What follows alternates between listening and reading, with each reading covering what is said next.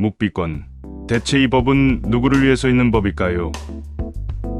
피의자의 인권을 보장하기 위한 제도라지만 요즘 보면 중대한 사건들이 이 묵비권 때문에 발목을 잡히는 경우가 너무 많아 보입니다. 우리는 간혹 텔레비전 드라마 같은 데서 긴급 체포되면서 변호사가 오기 전까지 묵비권을 행사하겠습니다 라는 장면을 목격하지 않습니까? 묵비권을 행사하면 일정한 시간을 벌 수 있지만 변호사가 지금 당장 경찰서에 출석해서 접견 후 조사 입회를 하는 게 아니라면 묵비권 행사는 의미가 없습니다. 경우에 따라서는 오히려 더 안 좋은 결과가 나오기 때문입니다. 긴급 체포된 후 묵비권을 행사할지 어떻게 할지는 상황에 따라 잘 판단해야 합니다. 반드시 아셔야 하는 점은 변호사를 선임도 하지 않고 묵비권만 행사하는 건 현명하지 못한 선택이 될 수 있다는 것입니다.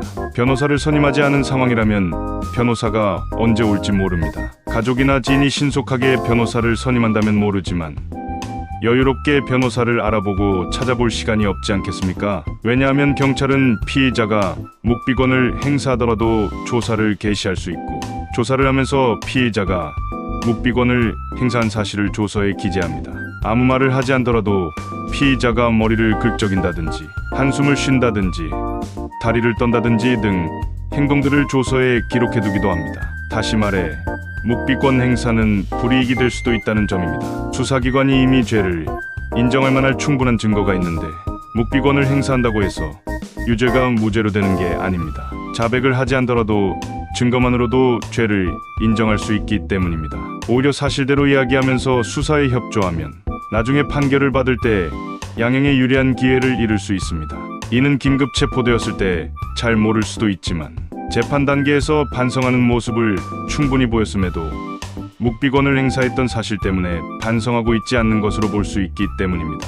하지만 변호사를 이미 선임해둔 상황에서 잠깐의 묵비권 행사는 도움이 될 수 있습니다.